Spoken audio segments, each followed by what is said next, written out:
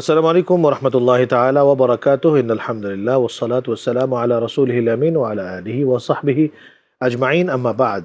দূরের এবং কাছে, দেশের এবং প্রবাসের যে যেখান থেকে আপনাদের প্রিয় অনুষ্ঠান শাহনশাহ জিয়াউল হক মাইজভান্ডারি ট্রাস্ট কর্তৃক আয়োজিত পবিত্র রমজান মুবারকের বিশেষ অনুষ্ঠান আলোকধারা দেখছেন, সকলকে জানাচ্ছি আন্তরিক শুভেচ্ছা এবং মোবারকবাদ। আশা করছি সবাই রোজা আছেন এবং সবাই ভালো আছেন, সুস্বাস্থ্যে আছেন।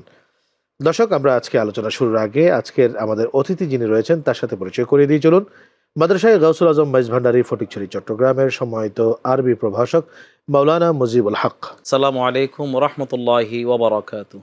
ওয়ালাইকুম আসসালাম রহমতুল্লাহ বারাকাতু। মোহতারাম, চলুন আমরা আমাদের আজকের আলোচ্য বিষয় যা রয়েছে, যেটি নিয়ে আমরা আজকে আলোচনা করতে যাব, সেই বিষয়টি আমরা আমাদের দর্শকদের সাথে একসাথে স্ক্রিনে দেখে আসি।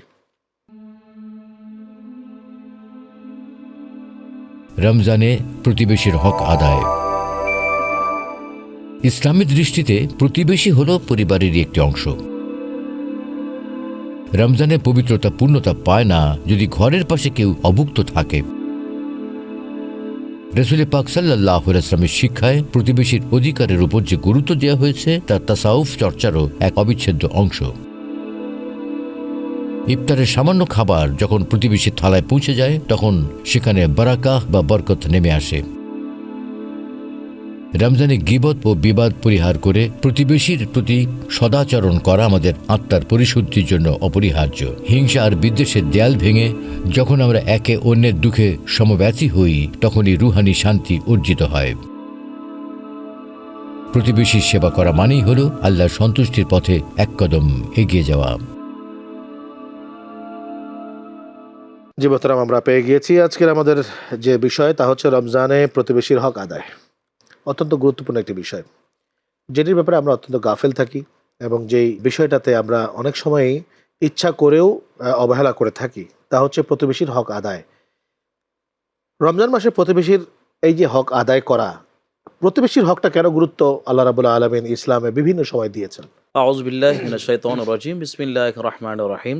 আপনি একটি গুরুত্বপূর্ণ বিষয় তুলে ধরেছেন, সেটা হচ্ছে প্রথমত আমরা দেখব যে প্রতিবেশীর হক সম্পর্কে আল্লাহ সুবহানাহু ওয়া তাআলা কোরআনে কারিমে কি বলেছেন। আল্লাহ পাক রব্বুল আলামিন কোরআন পাকের মধ্যে ওয়াল জারিল কোরবা ওয়াল জারিল জুনুব এই একটা শব্দ দিয়ে উল্লেখ করে এটাই বলছেন যে প্রতিবেশী, নিকটবর্তী প্রতিবেশী আর দূরবর্তী প্রতিবেশী সম্পর্কে। এবং নবী করিম সাল্লাল্লাহু আলাইহি সাল্লাম ইরশাদ করেন, মান কানা ইউমিনু বিল্লাহি ওয়াল ইয়াউমিল আখির ওয়া লা ইউজি জারা। অর্থাৎ যে ব্যক্তি আল্লাহর প্রতি ঈমান আনবে, পরকালের প্রতি ঈমান আনবে, ওই ব্যক্তি কখনো কোনো প্রতিবেশীকে কষ্ট দিতে পারে না। ঠিক একইভাবে আমরা দেখি যে মাহে রমজানে আমরা একটি সময় খেয়াল করি যে আমাদের যে প্রতিবেশী যেটা থাকবে তার প্রথমত রমজান মাসের, যেহেতু আপনি উল্লেখ করে বলছেন, প্রথমত এই রমজান মাসের দুটো দিক সবচেয়ে গুরুত্বপূর্ণ। এক নম্বর হচ্ছে ইফতারের যে বিষয়টা, আর একটা হচ্ছে সাহারির বিষয়টা। এই দুইটা বিষয় আমাদের যারা প্রতিবেশী আছে, আসলে আমি যখন ইফতার করতে বসবো তখন আমাকে একটা খেয়াল রাখতে হবে যে আসলে আমার যে প্রতিবেশী ভাই আছেন, বোন আছেন, প্রতিবেশী ঘর আছেন, আসলে তারা ইফতার করতে পারছে কিনা। দুই নম্বর যে বিষয়, তাদের যে সাহারির যে ব্যবস্থা, তাদের যে চাল ডাল ব্যবস্থা আছে কিনা। আমরা অনেক সময় দেখি যে আমাদের পাশের প্রতিবেশী কি খাবার খাচ্ছে বা কি পরিমাণ ইফতার করছে এটা আমরা অবগত নই। অনেক সময় আমাদের খাবার আইটেমের মধ্যে ছোলা, খেজুর, বেগুনি অসংখ্য খাবার থাকে, কিন্তু রাসূল আকরাম সাল্লাল্লাহু আলাইহি ওয়াসাল্লামের হাদিসের বরাত অনুযায়ী এবং কোরআন হাদিসের মাধ্যমে আমরা এটাই জানতে পারি একজন প্রতিবেশীর সাথে আমরা কিভাবে আচরণ করতে হবে এবং তার রমজান মাসে তার ইফতার এবং সাহরির ক্ষেত্রে কিভাবে সহযোগিতা করতে হবে।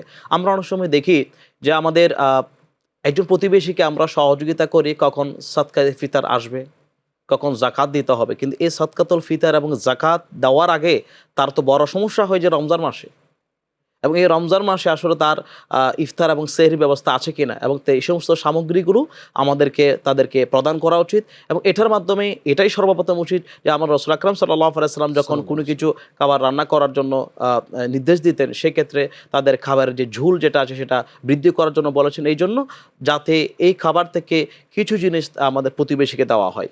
তো এই জন্য আমরা রসুল পাকের এই হাদিস এবং বরাত অনুযায়ী আমাদেরকে জাকাতের যে বিষয়গুলো আছে, সাদকাতুল যে ফিতরের ব্যবস্থাগুলো আছে, সেই ক্ষেত্রে আমাদের খেয়াল রাখতে হবে আমি একজন মানুষকে, কোনো মানুষকে জাকাত দেওয়ার আগে আমার নিজ ঘরের যে প্রতিবেশী, এলাকার যে প্রতিবেশী আছে, সেই প্রতিবেশীর কাছে কোনো জাকাত নেওয়ার কেউ আছে কি না এটা আমাদের খেয়াল রাখতে হবে। এই জন্য আমাদেরকে মাহে রমজানে সবচেয়ে আমরা যেটা দেখি যে, এবং প্রতিবেশীর শুধুমাত্র এবং এটা কিন্তু একটা বড় একটা ব্যাপক শব্দ, এবং এই প্রতিবেশীর মধ্যে হতে মুসলিম অমুসলিম থাকতে পারে, এবং এটার নিকট আত্মীয় থাকতে, যারা যে কুরবা যেটা আছে সেটাও কিন্তু থাকতে পারে।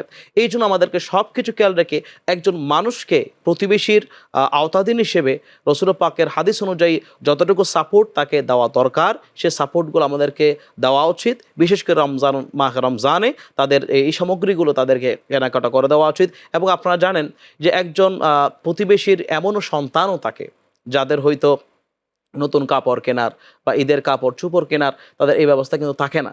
এই জন্য আমাদের উচিত ওই মাহে রমজানের শেষের দিকে তাদের ঈদ উল ফিতর আদায় করার জন্য, ঈদের এই আনন্দময় দিনটাকে উপভোগ করার জন্য আমাদের প্রতিবেশী যারা আছেন, তাদের যে ছেলে সন্তান মেয়ে সন্তান যারা আছে, তাদের জন্য আসলে এই ঈদের আয়োজনের যত যা কিছু দেওয়া দরকার সেগুলো ব্যবস্থা করা।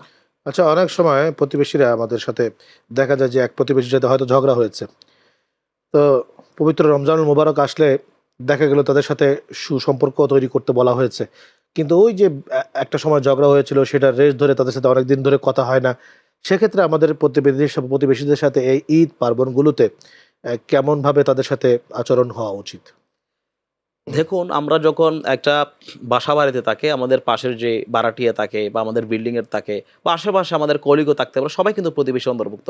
আপনি যেটা বললেন, অবশ্যই আমরা চলার ক্ষেত্রে আমাদের কাজকর্মের ক্ষেত্রে অনেক সময় ভুল বুঝাবুঝি হয়ে থাকে। এক্ষেত্রে রসুল পাকের একটা হাদিসের কথা মনে পড়ে যায়। রসুল আকরাম সাল্লাল্লাহু আলাইহি সাল্লামকে একজন সাহাবী জিজ্ঞেস করলেন, ইয়া রাসূলুল্লাহ, ইয়া হাবিবাল্লাহ, আমি ভালো কাজের উপর আছি নাকি আমি মন্দ কাজের উপর আছি? এটা একটা জাস্টিফাই করার জন্য রসুল পাককে বলা হলো। তখন রসুল আকরাম সাল্লাল্লাহু আলাইহি সাল্লাম বলছেন যে তুমি ভালো ব্যক্তি হিসেবে বিবেচিত হবে নাকি খারাপ ব্যক্তি হিসেবে বিবেচিত হবে, এটার আদালত হচ্ছে তোমার প্রতিবেশী। তোমার প্রতিবেশীকে তুমি জিজ্ঞেস করো যে আসলে তোমার আচার আচরণ, সে কোনো কথার মাধ্যমে হোক, সেটা আচার আচরণ ব্যবহারের মাধ্যমে, হাতের মাধ্যমে কোনো ব্যথা পেয়েছি কিনা। ওই প্রতিবেশী যদি তোমাকে একটা সার্টিফিকেট দেয়, না এই মানুষটা অত্যন্ত ভালো, সে কখনো খারাপ আচরণ করেনি, তাহলে ওই আদালতের দৃষ্টিকোণ থেকে ওই প্রতিবেশীর যে একটা মতামত দেওয়া হয়, এটা হচ্ছে একটা ভালো মতামত। এবং আপনি যেটা বললেন, মাহে রমজান তো অনেক মুখ্যম সময় আছে, অনেকগুলো গুরুত্বপূর্ণ মাধ্যম আছে, যেগুলো হচ্ছে যেমন আমরা ইফতারের যেই আয়োজন করে থাকি, আমি চাইলে বাসার মধ্যে হোক, যেটার মধ্যে হোক, আমাদের প্রতিবেশী সবাই আমরা একসাথে ইফতার করতে পারি, এবং সাহারির যে ব্যবস্থাটা আছে সেটা আমরা আয়োজন করতে পারি। পাশাপাশি আমরা তারাবির নামাজ আদায় করে থাকি। দেখেন, এই তারাবির নামাজ 5 ওয়াক্ত নামাজের মাধ্যমে আমাদের এই সমাজে, পাড়া মহল্লায় একটা খুশির আমেজ এবং এবাদত একটা সুঘ্রাণ কিন্তু ছড়িয়ে পড়ে। এবং এটার মাধ্যমে একজন মানুষ আরেকজন মানুষের যখন মসজিদে সাক্ষাৎ হয়, যদি আমরা প্রত্যেকে একে অপরের 5 ওয়াক্ত নামাজের মধ্যে সাক্ষাৎ হবে এবং তারাবির নামাজও সাক্ষাৎ হবে, এই নামাজগুলোর মাধ্যমে একে অপরকে দেখাদেখির মাধ্যমে একটা সৌহার্দ্যপূর্ণ আচরণ, সম্প্রীতি আমরা আবার সেটাকে ওই যে পুনরায় সে বাগন যেটা ধরেছেন সেটাকে আমরা ব্যতি রেখে আবার পুনরায় চাইলে আসো আমরা মাহে রমজান উপলক্ষে আমাদের সমস্ত ভুল বোঝাবুঝির অবসান করে আমরা চাইলে সম্প্রীতির ভাব বজায় রেখে আসে আমরা নতুনভাবে আমরা জীবন শুরু করতে পারি। এবং এটার মাধ্যমে আমরা প্রত্যেকেই প্রতিবেশীর হক আদায় করা উচিত। এই প্রতিবেশীর হকের মাধ্যমে আল্লাহ পাক রব্বুল আলামিন আমাদেরকে অনেকগুলো গুণ বাড়িয়ে দেবেন, এবং আমার কথা এবং কাজের মাধ্যমে, আমার জবান এবং হাতের মাধ্যমে যাতে আমার কোনো প্রতিবেশী কষ্ট যাতে না পাই, সেটার দিকে খেয়াল রেখে এই মাহে রমজানে এই জন্য আদায় করব, কারণ মাহে রমজানে 10 থেকে 700 গুণ পর্যন্ত যে সওয়াবগুলো দেওয়া হবে সেটা মাহে রমজানে, এটা শাওয়াল মাস আসলে কিন্তু সেটা দেওয়া হবে না। এই জন্য আমাদেরকে ওই শাওয়াল মাসের ঈদের অপেক্ষা না থেকে এখন থেকে আমাদের শুরু করা উচিত আসলে আমার পাশের প্রতিবেশীকে তাদের কিভাবে সহযোগিতা করা উচিত, ওই যে সওয়াব বৃদ্ধির করার কারণে। প্রতিবেশী কি জাকাতের অর্থ দেওয়া যাবে? অবশ্যই, যেমন প্রতিবেশী যদি সেটা ফকির হয়, যদি মিসকিন হয়, এবং সেই ক্ষেত্রে আমরা জাকাতের যে বিধানগুলো আছে, 8টি খাত আল্লাহ পাক রব্বুল আলামিন আমাদেরকে নির্ধারণ করে দিয়েছেন। এবং ওই নির্ধারণকৃত বিষয়ের উপর যদি আপনার প্রতিবেশী, আমি একটু আগে বলেছি, অনেকে কিন্তু বেশি সম্মান পাওয়ার জন্য বা বেশি যশকৃত পাওয়ার জন্য বা আমাকে একটু সালাম দিবে, আমার সাথে একটু ভালোভাবে নমনীয়তার সাথে কথা বলবে, এটা কিন্তু নয়। জাকাত এটা হচ্ছে যারা ইয়েতিম মিসকিন গরিবের হক, এটা হচ্ছে তাদের প্রাপ্য। এখানে আমাদের বাবা নেওয়ার কোনো কিছু নেই। আর আমার কাজ হচ্ছে আমার উপর জাকাত ফরজ হলে সেটাকে বন্টন করা। এই জন্য প্রতিবেশীর মধ্যে যদি কোনো ইয়েতিম, মিসকিন, ফকির পর্যায়ের যদি তারা জাকাত পাওয়ার হকদার মধ্যে যদি পড়ে, তাহলে আমরা তাকে জাকাত আদায় করে থাকবো। একটা বিষয় হচ্ছে যে আমরা অনেক সময় প্রতিবেশীর সাথে আচরণ করে থাকি, এমন কিছু আচরণ যেগুলো আমাদের মাধ্যমে আসলে আদৌ করা উচিত নয়। এই ধরনের আচরণ হলে সেই সমস্ত প্রতিবেশীর সাথে আবার কি করে মিলমিশ করে দেওয়া যায় বা হওয়া যায়, কিংবা তৃতীয় কোনো প্রতিবেশী আমাদের দুজনের মাঝখানে তিনি এরকমভাবে কোনো সোলহা করতে পারেন কিনা, মিলমিশ করে দিতে পারেন কিনা, এটা কিভাবে সম্ভব? অবশ্যই ইসলাম এটা শরীয়ত অনুমোদন দিয়েছে।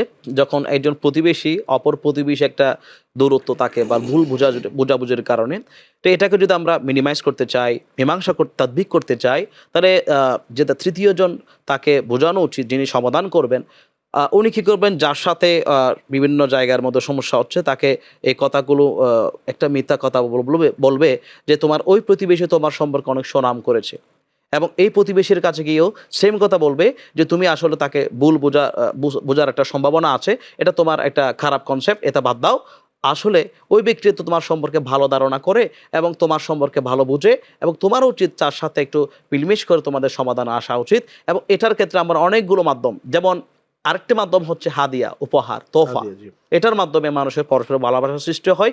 আশা করে এই হাদিয়া আদান প্রদান করার মাধ্যমে একজন প্রতিবেশীর যে বন্ডিং যেটা আছে সেটা আরো দৃঢ় হবে। আপনাকে অসংখ্য ধন্যবাদ প্রিয় দর্শক। আমরা এই পর্যায়ে আমাদের অনুষ্ঠানের দ্বিতীয় সেগমেন্ট তথা নবী রাসূলদের জীবনীতে চলে যাচ্ছি।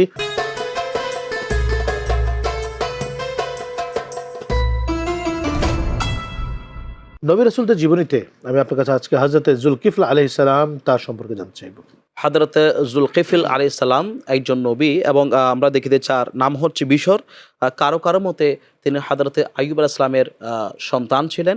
আবার আরেকটি মত আমরা দেখতে পাই, এটা হচ্ছে হযরতে ইউসা আলাইহিস সালামের চাচাতো ভাই।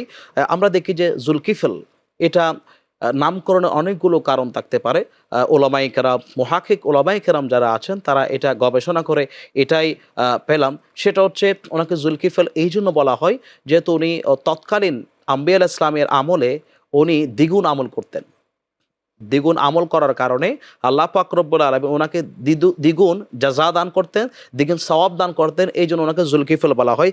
আরেকটি কারণ আমরা দেখতে পাই, সেটা হচ্ছে তার নিকট বনি ইসরাইলের 100 বন্দী ওনার কাছে তশরিফ এনেছিলেন, এবং ওই 100 বন্দী যারা ছিলেন তাদেরকে যুলকিফল আলাইহিস সালাম নিজ দায়িত্ব নিয়ে তাদেরকে কাফালাত করেছেন, এবং দায়িত্ব দেওয়ার মাধ্যমে তাদের খাবার, বসার সব কিছুর ব্যবস্থা করেছেন।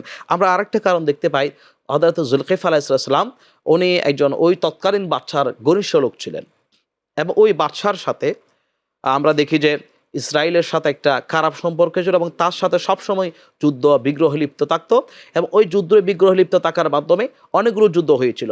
কিন্তু এই যুদ্ধ করতে করতে হঠাৎ একদিন ওই বাদশাহ যার সাথে যুলকিফল আলাইহিস সালামের ঘনিষ্ঠ সম্পর্ক ছিল, ওই বাদশার সৈনিক যারা ছিলেন তারা তাদেরকে পরাজিত করে, এবং অনেককে হত্যা করার পরে 100 জন বন্দীদেরকে যখন নিয়ে আসা হয় তার দরবারে, এবং তাদেরকে হত্যা করার সিদ্ধান্ত দেওয়া হয়, তখন যুলকিফল আলাইহিস সালাম আর দেরি করলেন না, বাদশাকে বললেন আমি একটা অনুরোধ রাখতে চাই, সেটা হচ্ছে আপনি তাদেরকে এখন হত্যা করবেন না, তাদের বিষয়টা আমার উপর ছেড়ে দিন, আমি আগামীকাল আপনার দরবার নিয়ে আসবো। অথচ ওই 100 জন বন্দী যাদেরকে আনা হয়েছে তারা নেককার বুজুর্গ আলেম ছিলেন। আর যুলকিফল আলাইহিস সালাম চাচ্ছেন একটা কৌশল করে কোনো রকমে তাদেরকে পার করে নেওয়ার জন্য। আর দেরি করলেন না, সাথে সাথে যুলকিফল আলাইহিস সালাম এর পরদিনেই সকাল হতে না হতে তাদের খাবার দাবার ব্যবস্থা করে তাদের শিকলগুলো খুলে দিয়ে, ওপেন করে দিয়ে তাদেরকে বললেন যে তোমরা তোমাদের জায়গায় চলে যাও, যার যার অবস্থান থেকে চলে যাও, যদিও আমি আগামীকাল আমি আমার বাদশার সাথে বলেছি তার সামনে তাদেরকে নিয়ে যাওয়া হবে। তখন এটা বলার সাথে সাথে তাদেরকে ছেড়ে দিয়েছেন, এবং ওই বনি ইসরাইলের পক্ষ থেকে ওনাকে একটা উপাধি দেওয়া হয়, এটা হচ্ছে যুলকিফল। এরপর আমরা আরেকটি কারণ আমরা দেখতে পাই, সেটা হচ্ছে আমরা জানি যুলকিফলের আরেকটি ব্যাখ্যা হচ্ছে বাদশার ঘনিষ্ঠ সম্পর্কের কারণে উনি গরিব, ইয়েতিম, বিধবাদের আশ্রয় দিতেন, এবং যারা গরিব ইয়েতিমদেরকে খুঁজে খুঁজে নিতেন, খুঁজে নেওয়ার মাধ্যমে তাদেরকে খাবারের ব্যবস্থা করতেন, তাদেরকে লালন পালনের ব্যবস্থা করতেন, বিশেষ করে বিধবা যারা ছিলেন তাদেরকে খাবারের ব্যবস্থা করতেন, তাদের একটা স্বাবলম্বী করার জন্য একটা দায়িত্ব নিতেন। এই জন্য ওনাকে জুলকিফল বলা হয়। এভাবে আমরা নবী আল ইয়াসা যখন বয়সবৃদ্ধ হয়ে গেলেন, একেবারে বয়স হয়ে গেলেন, উনি যাচ্ছেন আমার জায়গায় রিপ্রেজেন্টেটিভ হিসেবে একজন প্রতিনিধি রাখা প্রয়োজন। অনেকগুলো চিন্তা করলেন, তার অনুসারীদের মধ্যে, সৈনিকদের মধ্যে সবাইকে বললেন যে আমি তোমাদের মধ্যে এমন কেউ কি আছো যে এ দায়িত্ব পালন করতে পারবে? তখন তিনি বললেন আমি 3টা শর্ত দিলাম তোমাদেরকে, এই 3টা শর্ত যে পালন করবার অঙ্গীকারবদ্ধ করবে আমি তাকে আমার প্রতিনিধিত্ব করতে। তার মধ্যে উনি একটা বললেন যে প্রতিদিন দিনের বেলায় রোজা রাখতে হবে, আর আরেকটি উনি শর্ত দিয়েছে সেটা হচ্ছে সবসময় নিশিরাতে নামাজ আদায় করতে হবে।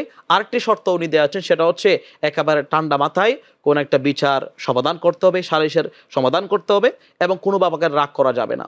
এরপরে সবাইকে মজলিসে সবাইকে ডাকলেন, ডাকার পরে একজন হাত উঠলেন, জুলকিফল আলাইহিস সালাম হাত উঠালেন। তখন ওই ইউসা যিনি, তিনি বললেন আমি তোমাকেই দায়িত্ব প্রদান করতে পারবো না। আবার যখন সবাইকে ডাকার মজলিসের মধ্যে আবার আহ্বান করা হলো, উনি দাঁড়িয়ে বললেন যে আমি পারবো।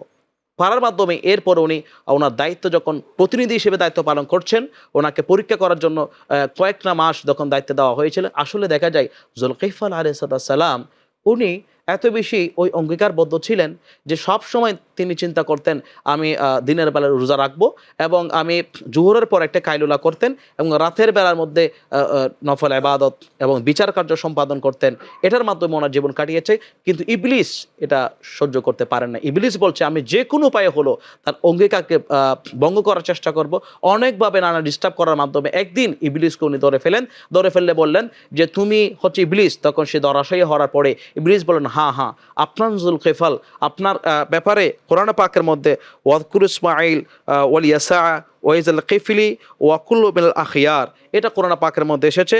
এবং ওনার ওফাত, জুলকিফল উনি সিরিয়ার বাসী জীবনযাপন করছিলেন, এবং উনি 75 বছর বয়সে ইন্তেকাল করেছেন, এবং তার একজন উত্তরসূরি আবদানকে রেখে তার ওসিয়ত করে যান যে আমার পরবর্তীতে তুমি সব কিছু দেখভাল করবা। এভাবে ওনার জীবনটা কাটিয়েছিল। সুবহানাল্লাহ। আপনাকে অসংখ্য ধন্যবাদ হযরত জুলকিফল আলাইহিস সালামের জীবনীটাকে তুলে ধরবার জন্য। প্রিয় দর্শক, আমরা এ পর্যায়ে আমাদের অনুষ্ঠানের তৃতীয় সেগমেন্ট তথা রমজান জিজ্ঞাসায় চলে যাচ্ছি।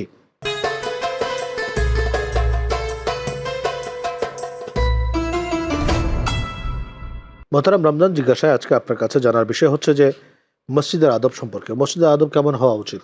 মসজিদ হচ্ছে আল্লাহর ঘর, এবং এটি যেখানে মানুষ আল্লাহর আসমানি রহমতের পাওয়ার আশায় বসে থাকেন এবং ওখানে যান।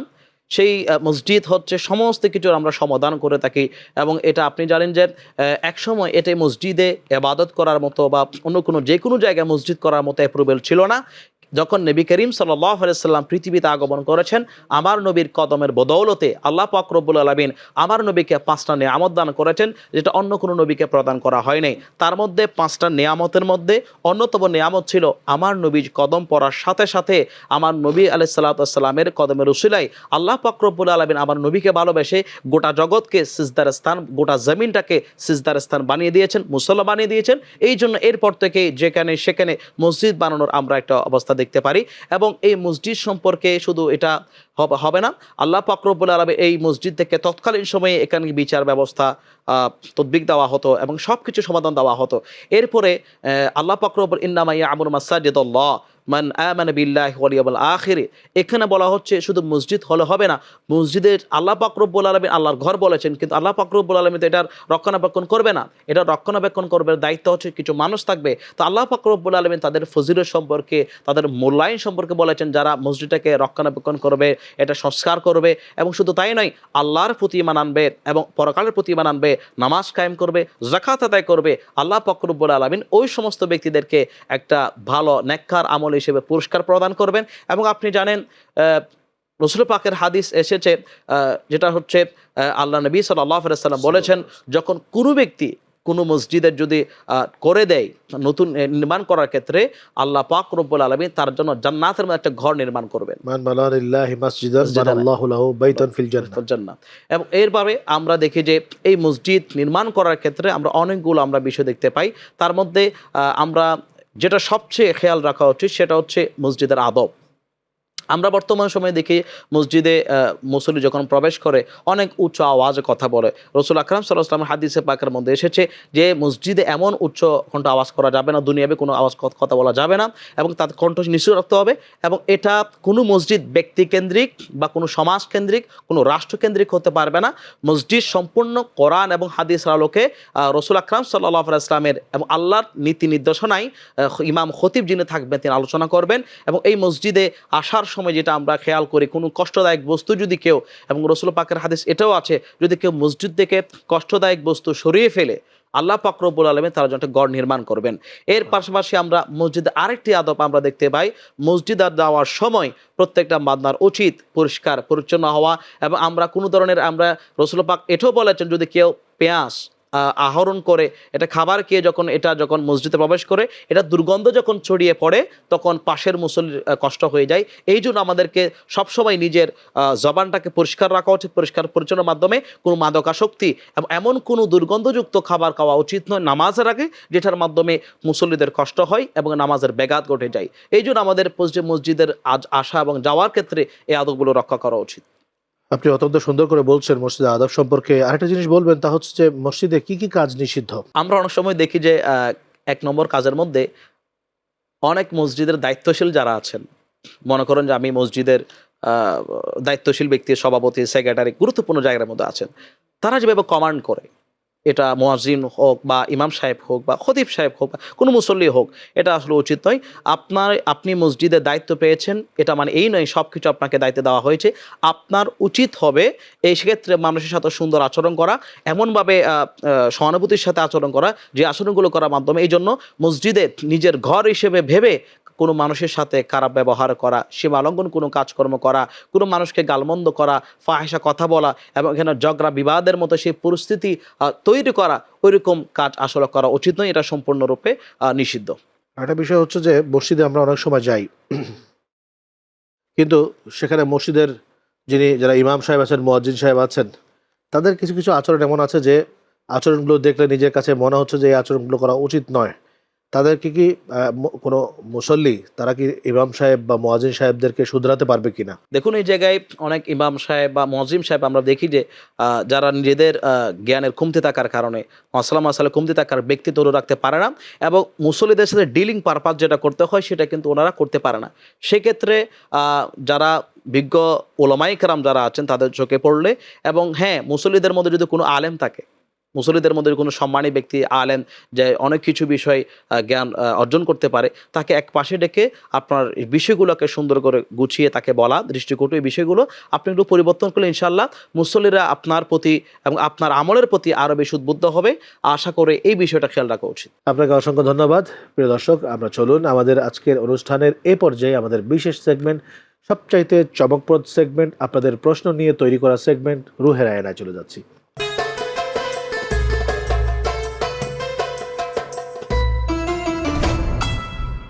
মোহতারাম, আজকে আমাদের এক বোন প্রশ্ন করেছেন রুহের আয়নাতে। তিনি অবশ্য ফেসবুকে আমাদের এই অনুষ্ঠান দেখে অত্যন্ত অনুপ্রাণিত হয়েছেন এবং সবসময় দেখবেন তিনি আশা ব্যক্ত করেছেন, এবং সেই সাথে আমাদেরকে আরও নতুন নতুন বিষয় উপহার দেওয়ার জন্য বলেছেন। আমাদের পেজটির যে শিরোনাম রয়েছে সেটি আমি আমাদের দর্শকদের উদ্দেশ্যে আবারও বলে দিচ্ছি, SZHM ট্রাস্ট।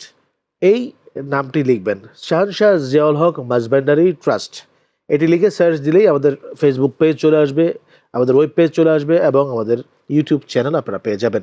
তো বোন আমাদের কাছে যেটি প্রশ্ন করেছেন যে রমজানের শেষে আমাদের চরিত্রে সবর অর্থাৎ ধৈর্য এবং শুকর অর্থাৎ কৃতজ্ঞতা, এই যে দুটো ডানা, এই দুটো ডানার সংযোগ আমরা রমজান পরবর্তী সময়ে কিভাবে ঘটাবো?